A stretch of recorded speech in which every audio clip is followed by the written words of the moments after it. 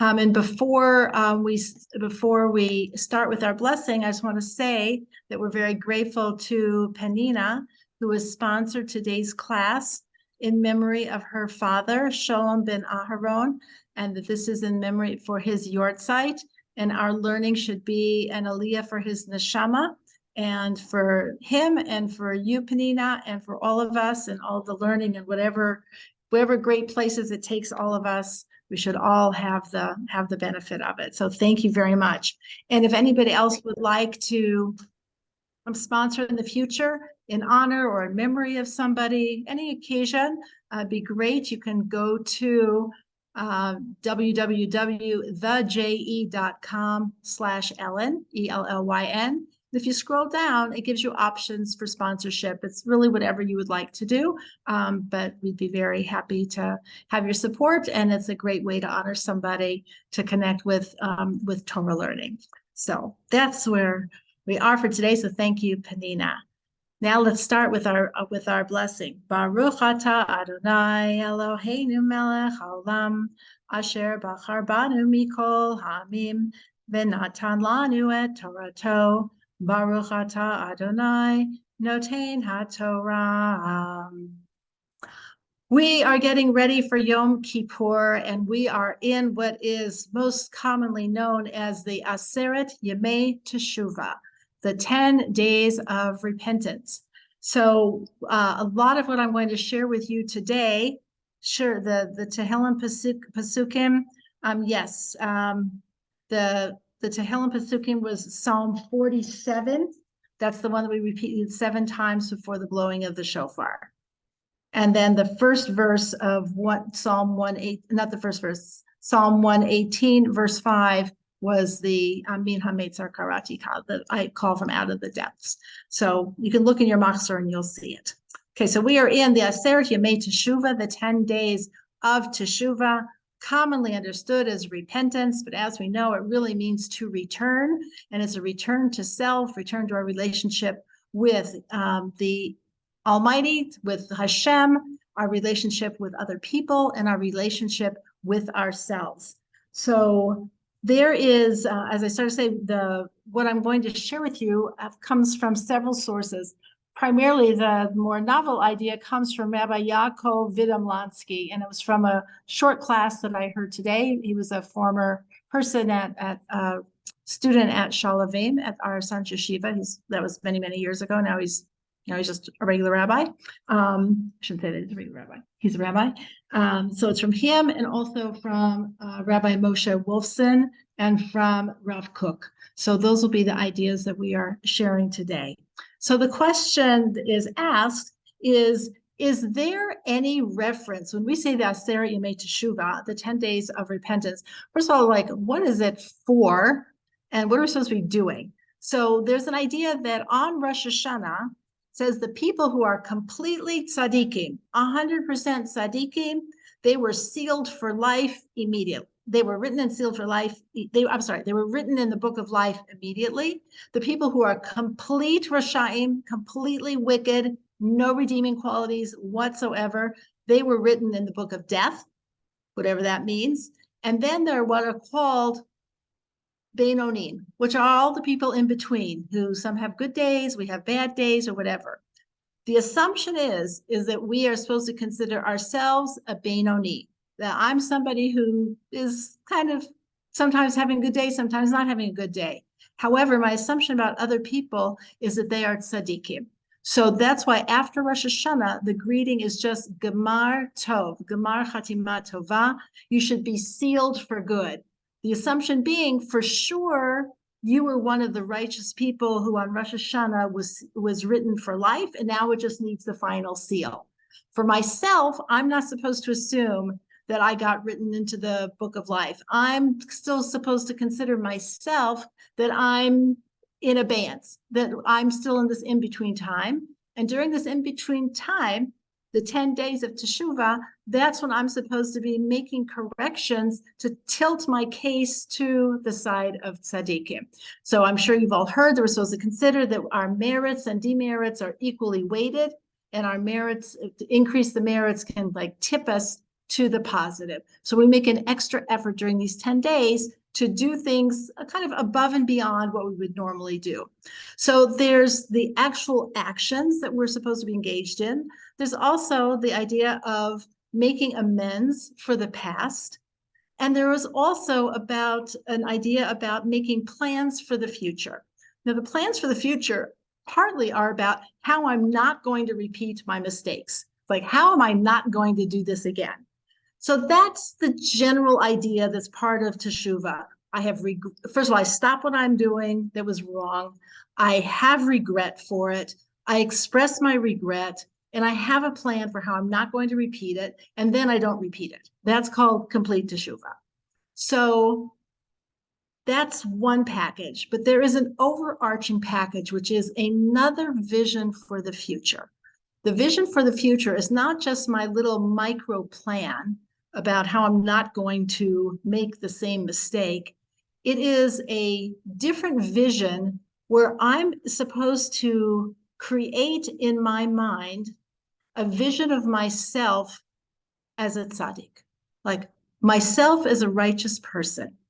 And during these 10 days is where that exercise happens more intensively. So before we talk about it and what we're supposed to do, the question could be asked, which I, of course, had never asked, but the rabbi asked the question, is there any reference to the 10 days of teshuvah between Rosh Hashanah and Yom Kippur? Is there any reference to that in the Torah itself? Usually when we look at the holidays, it just gives us the date. On the 1st of the month, on the 10th of the month, on the 15th of the month, on the 22nd of the month, it just gives us the dates. It does not ever identify that there's anything special about these 10 days of teshuvah between Rosh Hashanah and Yom Kippur. However, there is a hint. There is a hint to it, and that's what we're going to look at. And that hint comes from an unusual place, which has to do with the celebration of the Jubilee year. The Jubilee year, and this is in your Chumash, if you have a Chumash, is on page 697. Page 697, if you have a Tanakh, it's chapter 25, verses 8 through 10. Hold on a second. Let me just get myself organized here. In the book of Leviticus. Leviticus chapter 25, verses 8 through 10. Now, just as a reminder, the Jubilee was the 50th year after counting 7 sets of 7 years. So it's kind of like Shavuos of the 50th day, except it's the 50th year. And in the Jubilee year is when all property returns to its original owner. If somebody was an indentured servant and they were there because they had stolen and they could not repay what they stole, or they had gotten themselves in just deep impoverished cycle, or the court had sold them in order to repay something else that they had stolen. So the person's servitude would end in the Jubilee year, and they would return to their ancestral home, and they would be free. So this was on the 50th year. So what does this have to do with anything? So it says here, chapter 25, verse 8, you shall count for yourself 7 cycles of sabbatical years, 7 years, 7 times. The years of the 7 cycles of sabbatical years should be 49 years. You shall sound a broken blast on the shofar. When is this shofar going to be blown? In the 7th month, which is the month of Tishrei, on the 10th of the month, on the Day of Atonement. Okay, so if you turn the page, on the Day of Atonement, you shall sound the shofar throughout your land. You shall sanctify the 50th year and proclaim freedom throughout the land. This is where we have that, proclaim freedom throughout the land for all its inhabitants. It shall be a Jubilee year. Each of you shall return to his ancestral heritage. Okay. Now, what might have kind of gone unnoticed here is, when is the new year? When do we start the count of the year? So the count of the year, we just had that. It starts at Rosh Hashanah. So the set of these 7 cycles of 7 years, and the Jubilee year, the 50th year, it started on Rosh Hashanah. But when did it say you blew the shofar in order to have everybody go free? That wasn't until Yom Kippur. So we have a 10-day break. the year count, that let's say this year was the Jubilee year. Let's just say it was. That would have been that over Rosh Hashanah, that was the Jubilee year. It's the 50th year. I'm an indentured servant and I'm going free. Except guess what? I don't go free on Rosh Hashanah. I don't go free until Yom Kippur, 10 days later, when the shofar is blown, and then I go free. So the question is, so what am I between Rosh Hashanah and Yom Kippur? So the Gemara addresses this question and says, what's happening to these people between Rosh Hashanah and Yom Kippur? They're no longer indentured servants, but they aren't exactly free either. It says, what are they busy doing? It says they are busy eating and drinking and being happy. And it says, and it's sitting with crowns on their heads. So it's like, what does that mean? What this means is that somebody who has been an indentured servant for however many years, you can't take somebody and then just plop them into freedom and expect them to be successful. They've been cut off from that life.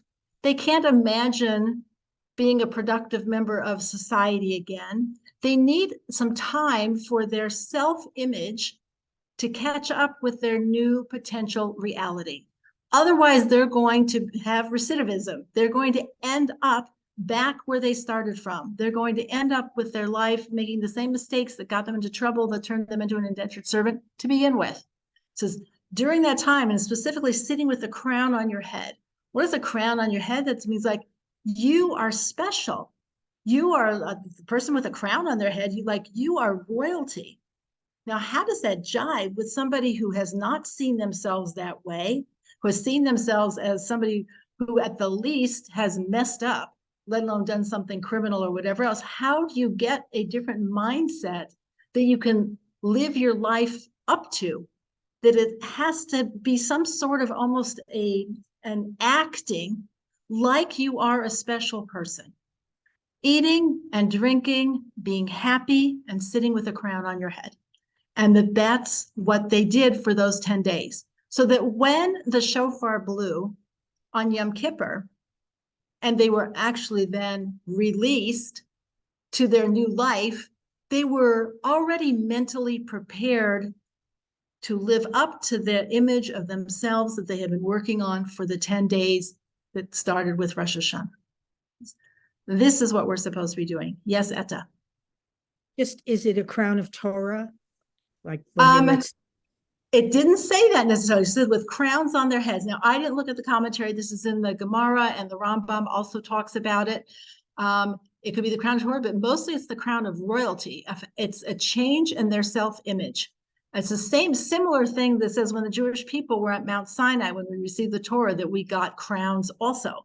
It says, what is this crown? It's like, we have to see ourselves as tzaddikim. If I cannot picture myself as a tzaddikus, as a righteous person, it's not going to really help me to work on the little things, like the little actions around it. I need to have a bigger image of myself as a righteous person. And that is what is going to motivate me to work on the smaller tasks that I need to correct and to build up to, because I'm trying to live up to a version and a vision of myself.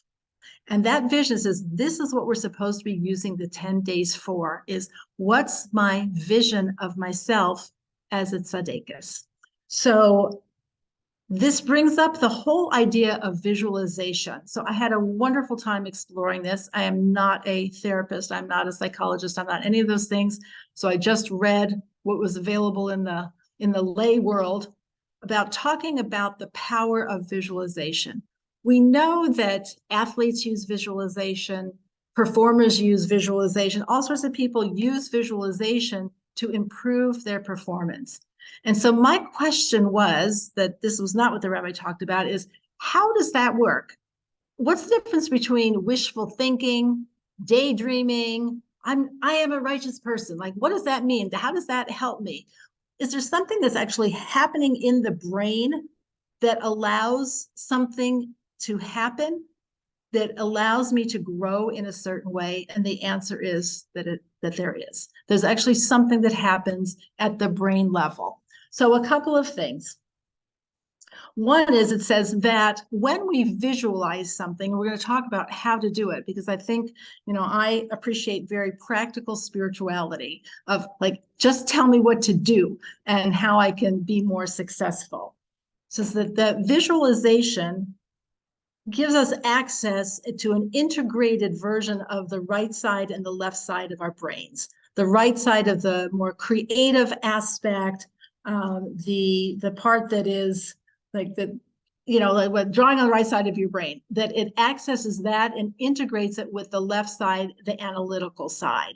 And so it actually gives us more access to our brain's power, and it helps us take in information and be more aware of what's in our environment that will help whatever we are visualizing come into our lives. So it makes us more alert to those possibilities. So that's just at one level. The second thing it does is when we specifically visualize with actions of, I'm picturing myself and I am doing A, B, or C, spending time visualizing that goes into a part of your brain that plans actions. Like every action we do, there's a part of our brain that we're not so aware of that plans it first before we actually do it. It's not just a random, that there's a thinking thing that happens very quickly, but there's a planning part that then goes into action. Our brains don't know the difference between actually doing it and thinking about doing it. That's why athletes rehearse with visualization. You can't always be on the ski slope. You can't always be on stage. You can't always be in the place where the action's going to happen. And so they do it in their minds, but they break it down into very specific steps. If I'm a swimmer, it's like my elbow is coming out at an angle and it's reaching forward, and I'm feeling the water as I touch and drag my hand through and lift up. And at the same time, my legs are kicking. Whatever it is, the detail, that when I visualize the detail of action, my brain thinks I'm actually doing it. When my brain thinks I'm actually doing it, it starts creating neural pathways that make it then easier to actually do, because I already kind of did it. I already rehearsed it. It says that this is what we want to do in our visualization, is to visualize what it is we want to be, but in very specific terms. So this is what's suggested by those who are expert in the field. Number one, we need to speak in the present tense, not I will act, I will, let's see what it would say. I will speak in a, not I will speak in a pleasant voice. I am speaking in a pleasant voice. I am, whatever it is in the present tense. I am doing it now. And my brain thinks that I am. That's just like so wild. I am doing this. And the more details we can put into the visualization, the more convincing our visualization will be. So, says to be able to use as many of our five senses as possible. So, how does a righteous woman, how does she look? How would I know that I was a righteous woman? What would I look like? What would I sound like? What would my voice sound like? What would my face look like? How would I be moving in the world? How would I be standing? All of these things, as if I were an actor and the producer was on the stage and says, a person who is in this role needs to do this. If you're kind of schlepping around, it's like, that's not a refined person. A refined person looks a certain way, sounds a certain way, and we have to be able to identify what those things are. So I want to tell you something, just like this is my own little personal experience over Rosh Hashanah, was I mentioned to you that we were at our son's yeshiva. So in addition to being at the yeshiva with the yeshiva boys, there is a women's division of the yeshiva called Shalavim for Women. They're located in Yerushalayim, in Jerusalem, and the girls were at Shalavim for Men. They were there for Rosh Hashanah. It's like it's a big treat to be able to come to the yeshiva. And they came, and so they were in the women's section. They were all together. I don't know how many there were, like 90 girls. I don't know how many they were. But our son, Benjamin, teaches at Shalavim for Women, and thank God he happens to be one of the very popular teachers. The girls really like him a lot and like his classes. So the girls were all sitting in the back, and the people who are like the regular yeshiva families, which included me as the mother of, we were sitting in the front, which meant all the girls could see me because they were sitting behind me. They could all see me. I was very conscious of, I'm the mother of their rabbi. I'm the mother of their Rebbe. So how does the mother of the Rebbe behave? Like, is she slumped in her seat? Like, when is the service going to be over? It's like, no, she is like standing for, all the parts that should be standing and participating. Not that I wouldn't have been, but it was like, I have a role here, and I don't know what, they could have been completely ignoring me. I have no idea, but I was just very conscious of the role. It wasn't just me and just his mom. It's just like, oh no, now I'm standing in front of his students, and whatever they think of like what his mother is supposed to be, that was what I was trying to be. So I don't know if I failed or succeeded or what, but I was just conscious of just to kind of kick it up a notch, because I was aware of who I was supposed to be in that moment. So this idea of like, what can we be? What does it look like? Would I be slouching in my seat? Am I coming late to the davening, or am I there right when it starts? Am I skipping out at the end, or if I'm staying until the end? Like all these things, like what does a person look like? How am I behaving? What am I doing? And all of that is part of the visualization. So lest someone think like they should be spending hours and hours on this, the advice is to spend 5 minutes visualizing, preferably twice a day, in the morning when we get up and before we go to sleep. Sounds like saying the Shema. Saying the Shema in the morning and at night before we go to sleep, that this impacts our subconscious the most powerfully before the day gets going, and it will impact our day and how we access and respond to the different opportunities that come our way, because we're setting down a pattern for what we're saying that we are already doing. It also takes away the feeling of like, I've never done this before, I don't know what to do. It's like, you haven't done it before, but if we've already gone through it in our minds, we actually have done it before. I know some of this is like, anytime we do anything, when there's a learning curve, why do we get faster at doing things that we've done before? It's because there's muscle memory. There is a smoothness that happens that when we have done something before, that then we can do it more quickly, more easily, more serenely, more effortlessly, and it becomes just more natural. But how do you kick it off? How can you start out? This is by first visualizing what it is that we're going to be doing, and what it is as if we are doing it. We are righteous. And it says, all of the Jewish people, we are righteous. So we're righteous, but we need to have a little bit more detail to fill that in. And that's what these 10 days are for.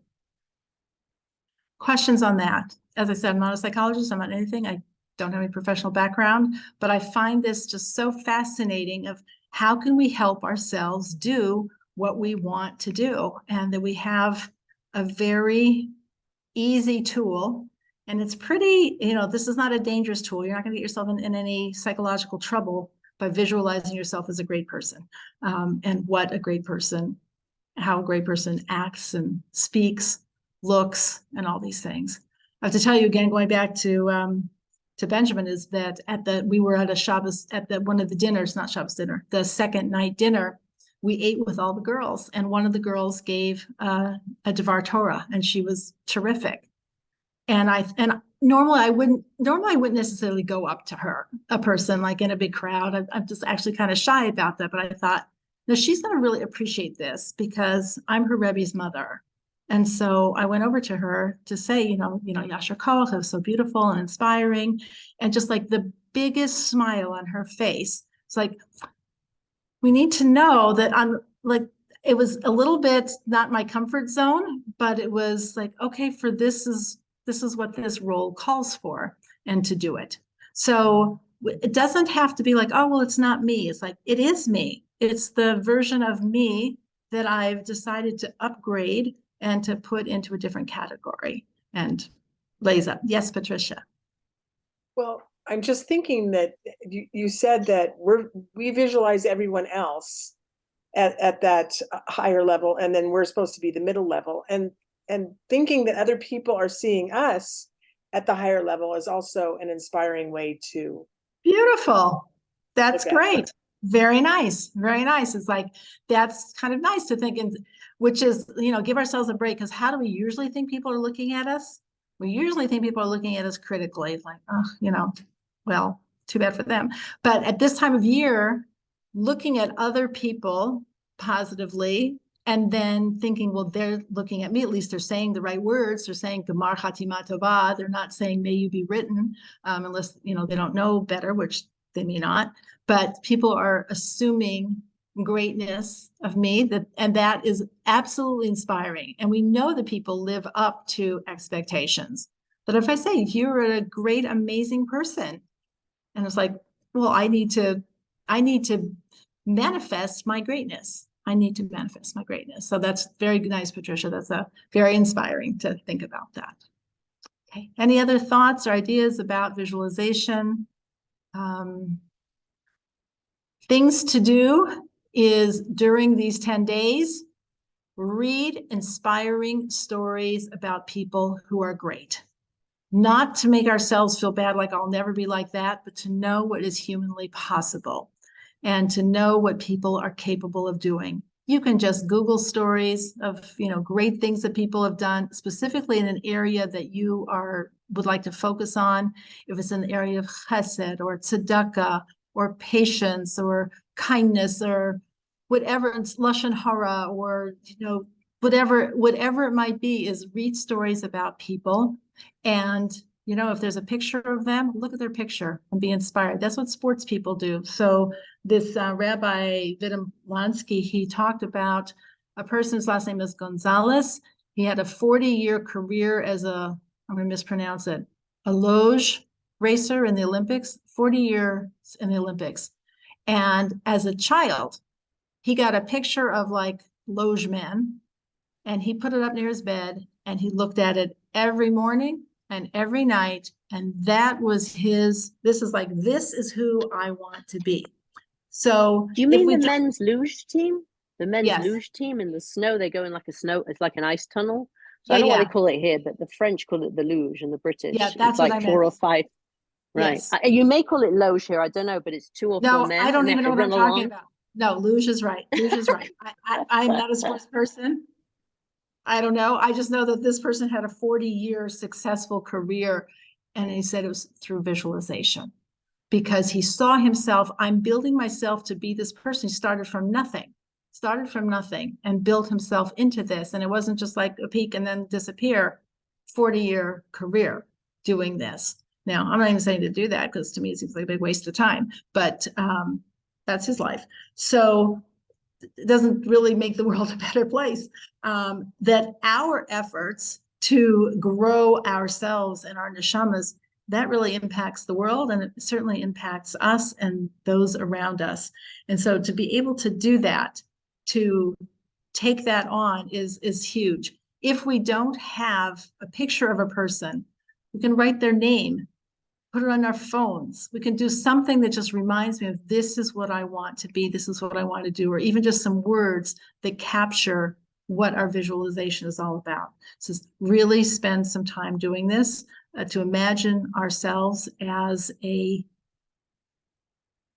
righteous person that we want to be, and that we actually already are. Okay, that's part 1. Part 2 is about, how do we make the actual changes? So this is very interesting. talks about especially like what gets us into trouble. So I'm going to talk about, let's say we're going to talk about not speaking Lashon Hara. Okay, I want to not speak Lashon Hara. And I'm visualizing myself that when a situation comes up, I either say nothing, I walk away, I change the subject, etc.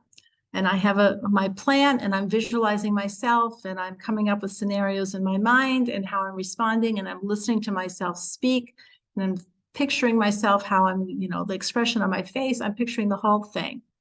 So now comes the moment when I still need to make some sort of a plan for when a situation arises and I don't want to speak Lashon Hara, I want to do something else. How do I reinforce my positive behavior? Because it's not really to say we want to have our plan be not, I'm not going to speak Lashon Hara. A plan is better for what I am going to do rather than what I'm not going to do. Because your brain doesn't hear the word not. I'm not going to speak Lashon Hara. Guess what your brain hears? Lashon Hara. Okay, it doesn't hear the word not. It hears I'm going to change the subject. It hears I'm going to walk away. It hears I'm going to break eye contact. It hears what I am going to do. It can't really deal with what I'm not going to do because it's just going to hear the action that I'm going to do. Okay. We all know this from the joke. Don't think about pink elephants. And so your mind obviously just immediately, your brain conjures up a picture of pink elephants. It doesn't care that I said, don't think about pink elephants. The jury will disregard what it just heard. The only thing I remember is what the judge just said about disregard. And I'm like, regard what I just heard. And then that's the only thing I remember is what I'm supposed to disregard. So we want to use positive language to instruct our minds on what it is we want to do. They say the same thing as when you're talking to a child. Instead of saying, don't jump on the couch, they hear, jump on the couch. You want to say, sit nicely, hands to yourself. Whatever it might be, tell me what you do want me to do. Don't tell me what you don't want me to do. I can't really do that. So on one level, we're such sophisticated, wonderful, amazing beings. And on the other hand, we're like 2-year-olds. It's like, don't tell me, don't jump on the couch because I'm just going to be then jumping on the couch. So we want to tell ourselves what we do want to do. We have to have a plan for what those things are going to be. How do I get that to become a habit? How do I get that to become a habit?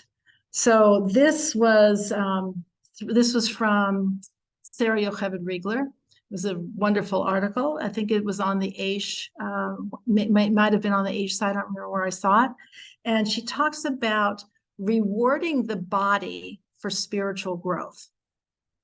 And again, like a child, is to make yourself a chart. Make yourself a chart. And every time you say, for 15 minutes, or one time today, every single day, I'm going to respond to Lashon Hara opportunities in the appropriate way. And when you respond in the appropriate way, to give yourself a check. Why do we want to give ourselves a check? It says it's motivating. It is motivating to see progress. And then after we have a certain number of checks, it says reward your body. Whether that's something, a treat for your body. It says, why do you have to do that? Isn't that like so immature? You mean I have to have like a candy for like a lollipop because I, didn't speak Lashon Hara? It says, yep.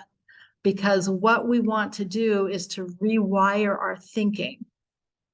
Speaking Lashon Hara gives us a certain amount of psychic pleasure. There is a pleasure in saying something negative about someone else. It gives us an artificial high that we're better than the other person. It gives us social currency that people are like, oh, that we have something, gossip to share. There is a payoff for this. It says we have to give ourselves another payoff. We want to link the appropriate behavior that we're searching for with a physical reward of pleasure. And when we give ourselves the pleasure, it rewires our brain to associate not speaking Lashon Hara with physical pleasure. And our brain will actually send down the dopamine and the serotonin and all that stuff. There will be a physiological response the same way there was a physiological response to doing the wrong thing. So if we don't give ourselves something, we're leaving ourselves vulnerable to going back in weak moments because we won't have any pleasure. We won't have enough of a payoff for it. It won't be enough. So reward the body for spiritual progress. So everybody, that looks something different for everybody, but to do something to pay your body. So, and little kids, it's like they do that. And I have to tell you, again, seeing our grandchildren, you know, since we have so many ages, is that the little kids, or the kids who are now 14 and 15, who used to, you know, need a toffee candy in order to go to the Tehillim, whatever, get together, and they got a toffee afterwards, now sit in the synagogue for the entire day of Rosh Hashanah and don't move, and they are davening and without the candy, because it's now it's who they are. But until something is integrated in us, when we're still in the process of growing, we need to help ourselves. And we need to help ourselves as if the inner child of us, which is, I need something that is going to make this pleasurable for me. Otherwise, I'm going to revert to the other pleasure. They say this with people who have had substance abuse, that unless you can find something that gives you the pleasure that you had from whatever the substance was, you will revert back to it in a time of need because you don't have anything else. So it has to be something. And so we're really encouraged to do that. So we should just not feel that there's something really wrong with us for needing this kind of a structure to help us. That means that we're human beings. So when we're trying to work on a specific quality, that we need to have a specific plan of what we do want to do. And then as we succeed in that, and minuscule says, and what if like one time during the day I didn't speak Lashon Hara and I handled it great, and then 5 other times I didn't do it right. So was that, what was my day then? It was like, you had one success, because it's a use it or lose it. Because the other thing that happens is the same thing with these neural pathways, is the more frequently something is done, again, going to the learning curve, why does it get easier and faster? Because the neural pathways are very fast. It goes very quickly. When we don't do something, it starts to literally shrivel up what are called the dendrites. I don't think that's how you pronounce it. It shrivels up the connections until there's no longer as strong of a connection.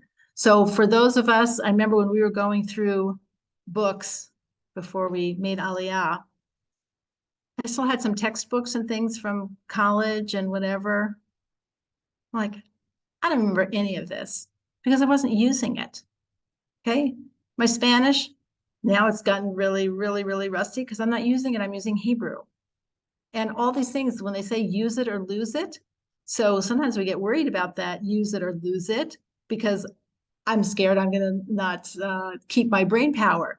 But use it or lose it also means if you don't use it, you will also lose it.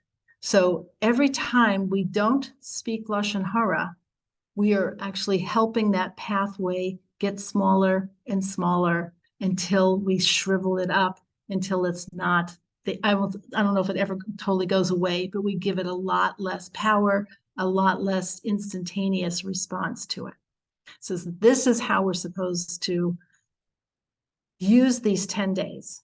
So we would want to be like the indentured servant between Rosh Hashanah and Yom Kippur. What are we supposed to do? We need to do something. They didn't just sit around and, I don't know if they did something active and visualization, because it says wearing a crown on your head. Now I'm just wondering, did somebody really pass a crown out to all of these people? I'm just kind of having a hard time picturing that. So I'm picturing that this crown on their head was their visualization of themselves as a significant, important, worthy person. And then to live up to that. And that's the crown. So all of us, each of us has a crown on our heads, and that's what we're supposed to do during these 10 days of Aseret Yemei Teshuvah. All right. So there's a lot to do in these 10 days, but it's very doable and it doesn't take a lot of time. Pick one little thing to work on. That's something you can work on each day and have a plan of an action plan that is positive to do, not what you're not going to do, and to spend 5 minutes visualizing. We do that in the bed in the morning anyway. Sometimes I tell Steve I'm having a meeting with myself in the morning, and I'm lying in bed and I'm kind of rehearsing and reviewing what I'm going to be doing for the day. And it kind of helps me get going because I'm like picturing myself doing it. I had to do a lot of that before making Aliyah. There were so many tasks I had never done before. I was like, how am I going to do this? I don't even know what these things are. It's like, okay, let's just visualize what it would look like if I was doing them. And then here we are. Okay, so that's our goal, and it can be very powerful to help us use this time. Now, Yom Kippur itself. Yom Kippur itself is considered the most special day. The most special day. So we're going to look at just a word which we really, I'm sure, have overlooked and missed the opportunity to see it for what it is. On page 645, 645 is, and I'll tell you that is chapter 16, verse 34 of Vayikra, of Leviticus. Let me just get to it.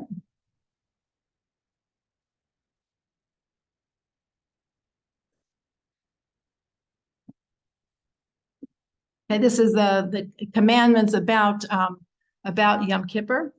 So chapter 16, verse 34 says, "This shall be to you an eternal decree to bring atonement upon the children of Israel for all their sins once a year. And Aaron did as Hashem commanded Moses." And this is the service, the avodah service, the Yom Kippur service that the Torah records. Now, that doesn't sound, I didn't really notice anything so significant there, but it says there that it shall be once a year. And I'm thinking, okay, all the holidays are once a year, so what's so important about that? But the Hebrew is achat bashana, achat bashana. And the word achat is like the word echad. Achat bashana means singular, not just once a year, a singular event, a singular day that is unlike any other day on the calendar. It's a singular day of atonement where God forgives us for everything that we've done. And we've talked about before that the Yom Kippur service starts with, like right after Kol Nidre or before Kol Nidre, starts off by saying, "Salachti kidvarecha," I have forgiven you as you have asked. So now I think everyone should just go home, because it always said, like, I forgave you. And yet we still go through the process of the cleansing process, but the day itself is already cleansing us. It is a singular day. Not only is it the singular day, it says that it has a triple power in it. It says that it fixes and impacts the past and has the power to transform the past, which makes no sense whatsoever. How do you take wrongdoing and change it into even mitzvahs through a teshuvah process? That's kind of beyond our comprehension. The day itself is cleansing, and it also impacts moving forward. So it is a past, present, future convergence in a singular day that is Yom Kippur. And think about what we do. We do things in the service on Yom Kippur that we don't do any other time of the year. So what are some of the things that come to mind maybe that you know of? What do we do on Yom Kippur that we don't do any other times other than the fasting, which we do have other fasts? I think What the else? custom to wear white. Exactly, the custom to wear white. What? And then Oh, hitting white. doing all this. Yes, so this we actually do on a daily basis in the Shemona Esrei. So we do Slach Lanu, Kapar Lanu. So we do like a mini version of that every day. It's just not in the extended time. So that we do, but we certainly do a much more extensive expression of that. What else do we do? Wearing white. We don't wear leather shoes. We don't wear leather shoes. Exactly. We don't wear leather shoes. And we also don't wear leather shoes on Tisha B'Av. So that would be a similar thing. There's something But else. also just the fasting. It's the fasting and the praying. Sorry, can you hear me? Yes, the I can. Fasting and the praying and the wearing white, and we're I think that's as close to removing ourselves from our physical body that we do throughout the year because of all those three factors. Yes, that and that and that. And so, Rhoda, what you said as far as not wearing the leather shoes, there are many symbols of it. You can wear other things of leather. You could wear a leather skirt and a leather blouse and a leather hat if you wanted. It's just not leather shoes. So leather shoes, someone said, well, it's because they're comfortable. It's like, I don't know about you. My leather shoes aren't so comfortable. My sneakers are comfortable. So the leather, the shoe, is symbolic on the foot, the way the body is called the shoe of the soul. It's like, in order to walk in this world, our neshama needs a body. The same way, in order to walk in this world, physically, you need shoes on. Otherwise, you're going to get your feet really sore. So in order to really function in this world physically, you need shoes. And a leather shoe But also leather molds to your foot. Leather is still, no matter what they've brought out, it's still the most luxurious to have because it's breathable. It doesn't smell. It really is. If it's proper good leather, is a dream to wear. Yes, usually. And as I said, you can wear leather, anything else. So there's no prohibition of anything else leather. It's just shoes. So it's because of what shoes symbolize.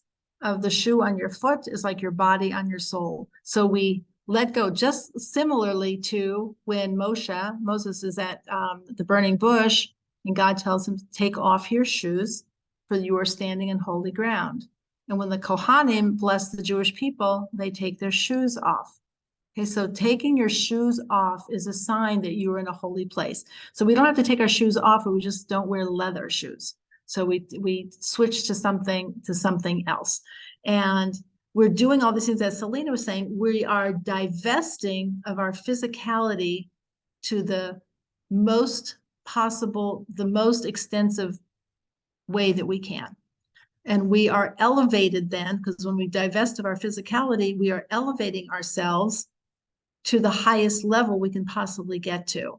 And that high level is going to be symbolized by, a couple things. One is the wearing white, which is to be angelic and pure. So white always symbolizes that we're at a very pure level. And there's nothing more, I think, inspiring than looking out on your congregation and seeing everybody dressed in white. Everyone just looks so holy. It's like they look so beautiful, so pristine. So there's that. And there's also that it's the one time during the year where after we say the Shema, we say Baruch Shem Kavod Malchuto Leolam Va'ed.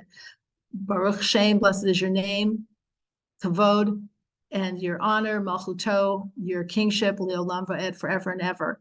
The whole rest of the year we say it in a whisper because we can't quite get to that high level. On Yom Kippur, we say it out loud. Why can we say it out loud? Is because we're at a higher place and we are given the gift of the perception of like, I can see this and so I can say it. If you see something, say something. As if you can see it and so you can say it. So we're at this higher level. So we're going through, it's like we're all really in a play. And when we go through the service with the Kohanim, many people have the tradition of doing a full prostration of like bowing all the way down to the ground, like the Kohanim did. And it's like we are, and the people did in the time of the temple. We're taking ourselves back in time and forward in time to the ultimate rebuilding of the third temple when we will do this again. So we don't know exactly what it'll look like, but we are going through this really a visualization and an acting of this elevated station that we're at. And nobody's checking at the door saying, you know what, you don't really deserve to wear white. You should really be wearing like gray or spots or something because, you're not really so pure. Everyone is given the opportunity to elevate to the highest level that they can. So this is a singular day. This is the most significant day of the year. and we should try to get the most out of it possible. And that we are given the gift that we are considered cleansed and reborn. And that is a gift. Many people have a custom to go to the mikvah, whether they're married or not, the morning of Erev Yom Kippur. The Kohen Gadol would go 5 times during the Avodah service. So there's this idea of just because the going to the mikvah always means to prepare to go to a higher level. That's what the mikvah is about. I'm preparing to go to a higher level.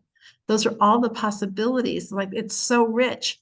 It's like 10 days aren't quite enough. Like, can we have more time? Like, I've got to get my visualization done. I've got to get my plan of action done. I've got to get my props. I've got to get my chart. I've got to get, all these things ready so that I can be the righteous person that I already know that I am. And then when we do this, the fact that we even want to do it, is also part of the teshuvah. If someone says, I want to be close to you, I want to improve, I want to do better, that already is like, you're doing better by the fact that you want to. So that this is already a step in the right direction. Rebbetzin Yemima Mizrahi, this was quoted by the same rabbi, said that instead of calling these days the Aseret Yemei Teshuvah, the 10 days of Teshuvah, she likes to call them the Aseret Yemei Teshuka. And the word Teshuka means to pine or to long for. So it's like, what are we longing for? It says, we're longing for a close relationship with God. We're longing for a closer relationship with other people. And we're longing for a closer relationship with ourselves and our neshama. And we want all the barriers to go away. We just want to be close. So if someone wants to be close, this is, what's the best way to be close, to get close? It's to go closer. So it's like, well, how do I go closer? It's like, well, go closer. What does close mean? Close means, when it comes to the infinite creator of the universe, close means being more similar to. If someone says that they're close, it means that they're more like, more similar. So we want to be similar, more God-like. Being close to people means removing the obstacles and barriers that get in the way of our relationship. And for ourselves as well, the relationship with myself is to get the barriers away. So my last grandchild story is the person who did the singing was so fabulous. He's actually an ophthalmologist by his day job, but just a magnificent voice, but not a performer. He's just like really got everybody singing. So there's like 400 people there, and everybody had like the places where they sat. But our grandson, who's 15 and a half, he loves to sing. And do you know what a stender is? It's like a little lectern, and people use that in the yeshiva, like to stand and daven at. It's like a lectern, like if somebody's, so people bring that. He took his and he put it like right behind the chazan, like so he could be close to him. And then when it came time for this one song that was like the most powerful song, he went and stood next to him. Now he's not like 3 years old, like, like the little kid going and standing next to the cantor. He's 15 and a half. It's like, I want to be close. So it wasn't like pushing anybody else away. He just went in and put himself close. And this isn't, I should clarify, there's not a stage. The davening is everything's all on one floor, and it's like in the center, and people are sitting around. So it's not like he walked up on the stage and plopped himself down next to the cantor. It was like, how do you get close? You go closer. It's like, that's how we do it. So this is the time to think about, how can we be closer? What are the obstacles? What's getting in our way?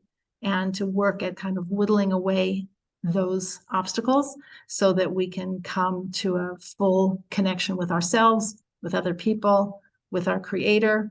And then we should just be able to eat and drink and sit with our crowns on our head, which is what we're going to do Erev Yom Kippur. So it says the meal that we eat before Yom Kippur is considered as valuable as the fast of Yom Kippur. It says that when we realize that Yom Kippur is a yontif, that is a day of tremendous joy. I don't know about you, but didn't you grow up that Yom Kippur was kind of like a sad day? It's like, it's Yom Kippur. Our sins. It's like, no, it's considered like that one of the happiest days on the calendar because we're forgiven. Like, what could be better than to leave the courtroom exonerated? and saying, not guilty. It is very challenging, though, if you're not good at fasting and you find it difficult to fast. You have to really work psychologically to think this is a happy day. Just popping That's that in. true. That is true. And I think that that's when some of these other things in mind about what to think about when during the service, because the Aseret Yemei Teshuvah, the 10 days of Teshuvah, include Yom Kippur Day. So the visualizations, the plans, all of these things, you can do that on Yom Kippur too. So if, it's amazing the mind over matter of what we can do if we distract ourselves. Just like in anything, it's like when we're distracted, we can kind of get through all sorts of different situations. Now, I know people who are used to having coffee and caffeine. There's like some things that you can take and whatever, like start whittling down your caffeine intake before the fast, because that does make it fast. And you should, of course, know that if you have any kind of a health problem whatsoever, you're obligated to eat. Okay, so this is not supposed to be something that makes us sick. So, but it's okay. But try and find yourself in a synagogue where they do a lot of singing and where you're engaged. And so the time flies and the day will be over even before you know it. So that's my bracha for you, is that we should all have the true experience and joy of going through these Aseret Yemei Teshuvah, of these 10 days of pining away for ourselves and for our relationship with other people and our relationship with our Creator, to go to the next level of refinement of ourselves with very specific visualization in mind of what it is we are doing. What do I look like when I am doing this? How do I feel? How do I sound? What am I wearing? How am I walking? The whole thing. And the more detailed, the better. Spend a few minutes doing that, and then pick one thing to really focus on that we want to improve, with a plan of positive, what am I doing, not what I'm not going to do, and to reward myself for even the smallest success. It doesn't need to be, I spent the entire day, I never once spoke Lashon Hara the whole day. That is way too big of a goal. It says nothing more than an hour at the most, but pick like 15 minutes. 15 minutes, I'm going to conduct myself appropriately in this regard. And just don't pick the middle of the night. That's not fair. Says you have to pick a time that actually makes a difference. So my hope for everybody is that we will be able to tap into our truest selves and be pleasantly and happily surprised at the person we see with our crown on, looking at ourselves in the mirror. So I know that on Zoom, at least the grandkids figured this out. They figure out how to like add all these little things to the picture, like put a crown on yourself. So I don't know, take a selfie, put a crown on it with your edit function, and like you're royalty, you're absolute royalty. I remember seeing a man at, what was it called? Party City. And he was buying like 20 little crowns. And I said, I just have to ask you. And I was in line next to him. I said, like, who are the crowns for? He says, runs a program for disadvantaged girls who have self-esteem issues. And they were having some sort of a celebration. And he bought them all crowns to wear, that they should see them as the special people that they are. I'm like, that's such a great idea. I think people would laugh if I showed up with a crown on, but just picture it on yourself as part of your visualization that you're wearing the crown. All right, your crowns are beautiful. We should walk proud and strong to carry those crowns on our heads and live up to the royalty that we are. Have a wonderful, wonderful Gemar Chatima Tova. You should be sealed. You've already been. And then can I ask you about the visualization a little more? Like, I know about the subconscious, that thought creates energy, creates thought, creates reality. Not always, but it does work many times, and that's wonderful. But how do you visualize exactly? You picture just in pictures, because subconscious doesn't think in words, only in pictures. That I knew, but give me one more minute of how do you visualize who we should become? Okay, so Like, who you're becoming them is you. You're becoming you. It's not like, oh, I'm going to become somebody else. You are you. So what do you look like in your most refined, and it's like, when I am feeling my best, my Full wisest, potential. I am greeting everybody pleasantly. What does that mean? Okay, so I can actually practice, like, okay, I'm gonna smile at them. It's so nice to see you. You can practice. You can practice and be part of your visualization. And what will happen is, as you visualize, your face will actually start to make expressions, and you will kind of find yourself acting out what it is that what it is you want to be. But make it something very specific. Yeah. I think smell is the hard one, unless your plan is like, I'm going to take showers more often. Like, how will I smell if I'd smell like fruit or something. But sometimes I think of even, cleaning my house. What does my house smell like when it's like all clean? I'm cleaning it and I use this and it's so fresh, like all these things. But it may not apply in every single of the senses, but the more senses, more sensory it is, the more real it is to your brain. So your brain is very literal, and it takes you literally, and it thinks that it's having a real experience, which is why we wrote this in our book and Living the Present Moment. That's why we can read literature and have a physiological reaction to what we're reading. Nobody says, Right. oh, well, this isn't really happening, so I'm not feeling anything. It's like, I'm reading it, or if I see a movie, I will respond.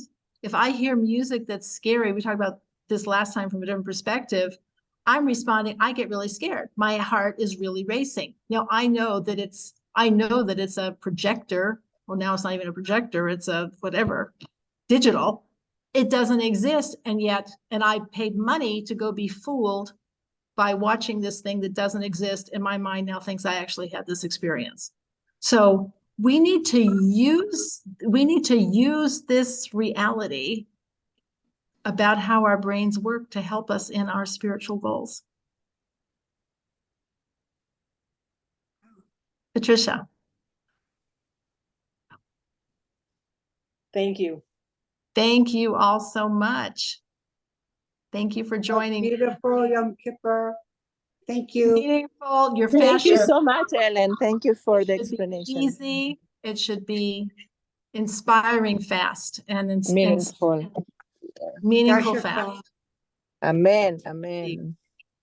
Thank you. And hydrate before a lot. What I always Yes. forget. Oh, and there's something somebody told me. Oh, grape juice before it says that don't just start hydrating on Sunday. Start already on Now? Friday, Shabbos. Already start it. All the putting in all of the fluid right before just makes it just like all go through to really be hydrated. Also watermelon. Watermelon juice. Watermelon if you blend juice. watermelon, it freezes well, and you drink it mixed with water a couple of days before. It will hydrate you without needing. Well, I find I don't need to go to the back. And so does grape juice. So grape juice, watermelon Which juice. grape juice? Really? I don't Oh, know, okay. but I've just heard grape juice. We just use regular Yeah. grape juice. Tatum grape Thank you. juice. Every year somebody has some gimmick. I don't know what really works or not. This is kind of like, in the end, guess how you're going to feel at the end of Ne'ilah? Hungry. So it's like kind of, when all is said and done. But hopefully it's going to be inspiring enough that we don't notice it as much. And if we do notice it, we should count it as we're supposed to take pleasure from the fact that we can fast.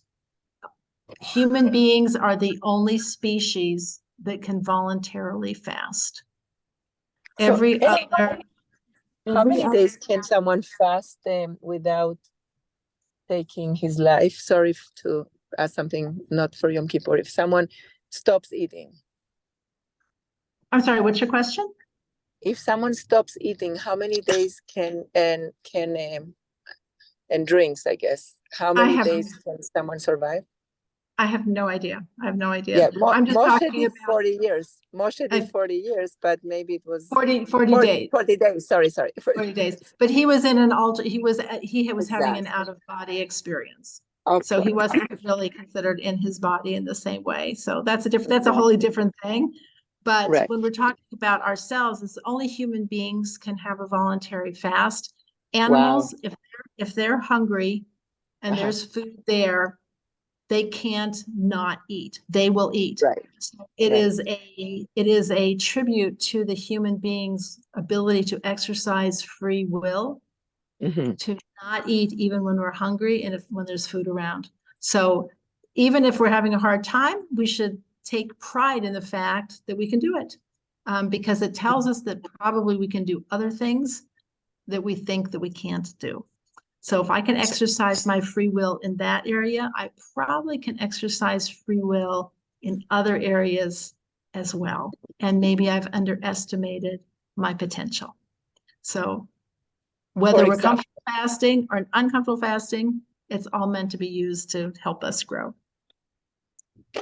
All Thank right. you. Thank you, Thank everybody. And thank you, everybody, so for much. joining. Thank you, Ellen. Yes, Thank you. so very much. very Amen. inspiring. Take care. And hello, a special hello, Linda, and a special hello to Joan. I'm so happy that my niece is with you. I'm now referring to you as Doda Ellen. I am Doda Ellen. Thank you. That's your You new can name. call me Doda Ellen. Okay. That's so sweet. Okay.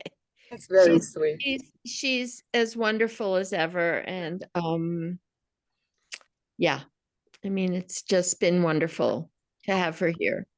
Thank you so much for having me. Share the hugging with her. Yeah, So nice. So really nice. great. She's a love.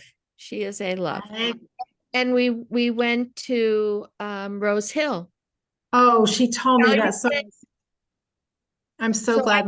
I got to say hello to your mom as well. So Thank you. Thank you that very was much. lovely. Very, I mean, really meaningful.